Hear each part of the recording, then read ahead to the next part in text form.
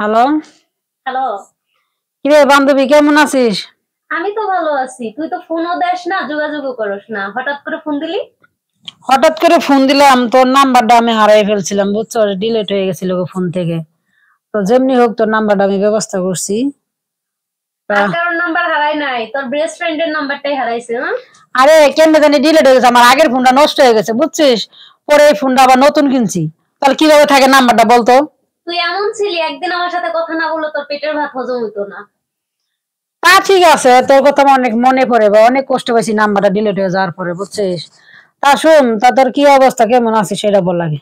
কেমন তুই তো জানোসই যে রাসেলকে যে পছন্দ করতাম স্কুল লাইফে, তো ওরে তো বিয়ে করে আমি ঢাকায় সেটেল হয়ে গেছি, এখন আলহামদুলিল্লাহ ভালো আছি, আমি বাসায় থাকি, ও একটা ভালো চাকরি পাইছে, এতে আমাদের দুজনে চলে যায়।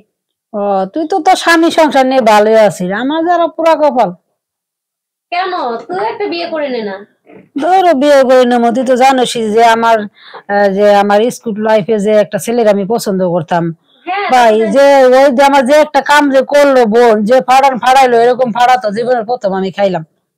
কেন, কি করছে? বুঝিস না কি করছে, এটা কি তোর সব বাংলায় বলতে হইব নাকি? ও, সেটা সেটা তো তোদের আগে থেকেই চলতেছে। মানে ইলেকশনে জোর হয়ে গেলাম, এখন মনে কর বেকআপ হয়ে গেছে বুঝছিস। সামনে পড়লো কথা বলে না, ইদারিং অনেকদিন ধরেই পরে আমি ট্রাই করি খোঁজার জন্য, কিন্তু পাইনি কোথাও। আল্লাহ, ব্রেকআপ হলো কি করে? তোদের মধ্যে তো অনেক বেশি মিল মোহব্বত ছিল। ওই যে বেশি ভালোবাসা এই পিরিত বেশি দিন টিকে না, কথাই তো আছে। আমরা সব বন্ধু বান্ধবরা সব সময় বলতাম তোদের মানে ভালোবাসাটা একদম কিয়ামত পর্যন্ত যাবে, আর সেই ভালোবাসা এভাবে ভেঙে গেলো। আরে বলিস না, আমার কপাল হয়েছে পুরা কপাল বল। আরে কি বলবো বুঝছিস, মানে শেয়ার করার মতন আমার কষ্টের কথাগুলা বলার মতন কেউ না, এক তুই ছিলি আমার। তোর নাম্বারটা হারাই অনেক আফসোস করছিলাম। যাই হোক, একজনের সাথে আমার দেখা হলো, তোর পরিচিত, তোর এক বন্ধু, মনে করি দেখ তোর এক পুরনো বন্ধুর সাথে আমার দেখা হয়েছিল, বুঝছস। পরে বন্ধু তো দেখ, অনেক আছে, কিন্তু তুই আর আমি যতটুকু ক্লোজ তো আর কেউ ছিল না, তোরও না আমার। পরে ফোনে পরে ওর লগে দেখা হলো, দেখা করার পর আমি তোর কথা বললাম। পরে আমি বললাম ওর নাম্বারটা একটু যদি থাকে, এতে আমার ওর সাথে অনেকদিন ধরে আমি যোগাযোগ করি না, পরে তোর নাম্বারটা আমি নিলাম, যে দি কি অবস্থায় কেমন আছে। তো বিয়ে ও, হয়ে গেল, আর পর তো তোর দেখা নাই, তোর সাথে আমার কথা নাই। রাকিব নাম্বার দিছে নাকি তোরে? হ্যাঁ। হ্যাঁ, হ্যাঁ, মাঝে মাঝে ফোন দেয় তো রাকিব, আমার তাই কি? বরের সাথে কথা হয়। কি বলে রাখিবি, আমার কথা কিছু বলে টলে নাকি? না, এমনিতে তোদের কলেজ লাইফ কি রকম চলতেছে, কিন্তু তোর আর এর যে ব্রেকআপ হয়ে গেছে এই কথাটা আমায় বলেনি। হ বোন, বেগা বয়ে গেছে না, কি করার আছে তা না। তো তোর সংসার যাবার কি ভালোই চলতেছে নাকি, দুলাভাইয়ের কি অবস্থা? হ্যাঁ, সংসার তো ভালোই চলতেছে, চিন্তা ভাবনা করতেছি সামনের বছর একটা বেবি টিভি নিয়ে নিবো। হ্যাঁ নিয়ে নিস, প্রায় তো অনেকদিন ধরে তোর বিয়ে শাদী হয়েছে, একটা বেবির তো দরকার আছে তাই না? একা একা বাড়ির ভিতরে দুলাভাই যখন বের হয়ে যা কাজে, তখন তো তুই বাসায় একা থাকো, তখন কি আর ভালো লাগে? একটা বেবি থাকলে মনে কর ওর সাথে কথাবার্তা বললি, খেললি, সময় কেটে গেল।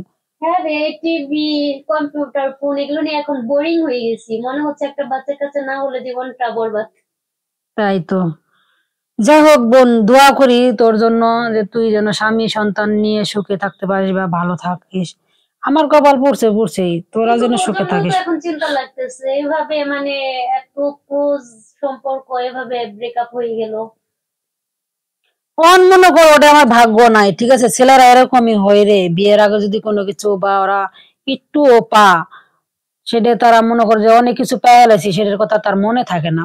হুম, আমার মনে হয় ও শুধুমাত্র তোকে ব্যবহার করার জন্য এই ভালোবাসার অভিনয় করছে। আমি তো বান্ধবী বুঝতে পারিনি যে ওরকম ও আমার সাথে করবে, এরকমটা আমি জীবনে হ্যাঁ রে, তুই কল্পনাও তো ওরে করিনি। মন থেকে ভালোবাসছিস একদম। কারণ তুই তো জানিসই আমি একটু সরল সোজা ওরকম। আমি মনে করছিলাম ওরে নিয়ে সংসার করব বা বিয়ে করব, ভবিষ্যতে অনেক ধরনের একটা চিন্তা ভাবনা করছিলাম, কিন্তু সেটা আমার পূরণ আরে হলো না। হ্যাঁ, ওই যে কত ঝামেলা হয়ে গেল না, আঙ্কেল আন্টি তোর বিয়ে ঠিক করলো, ডক্টর বর, কিন্তু তুই রাজি হইলি না শুধুমাত্র ওর কারণে। আর যদি বাবা মার কথা রাজি হতাম, আজকে তো মনে কর সুখে সংসার করতে পারতাম স্বামীর সাথে। হ্যাঁ, বাবা মার কথা না শুনেই কপালে দুর্দশা হয়ে গেল আমার। আজকে মানুষ একটা কথাই বলে না, যে বাবা মার কথা শুনতে হয়, বাবা মার কথা কখনো ফেলাই দেওয়া যায় না, তাহলে কপালে দুঃখ আসে, আসলে কথাটা ঠিক। আচ্ছা, যা হবার তা তো হয়ে গেছে, এটা নিয়ে আর টেনশন করিস না, টেনশন করলে তোর আরো শরীর নষ্ট হবে। তুই এক কাজ কর, তো ওই যে আঙ্কেল আন্টির কথা মতো বিয়ে করে নে। হ্যাঁ আমি তাই করবো, আমি কি করবো, আর এটা করা ছাড়া তার উপায় নাই, সময় তো আমার কাটাতে হবে। আচ্ছা ঠিক আছে, এখন রাখি রে, তোর ভাইয়া আসার সময় হয়ে গেছে। আচ্ছা ভালো থাকিস, সময় পেলে একটু ফোন দিস আমারে, হ্যাঁ? আচ্ছা ঠিক আছে, আমি আবার রান্না বান্না করবো তো। আচ্ছা তুই আমাদের বাসায় আসিস। আচ্ছা ওকে, আচ্ছা। ভালো থাকিস।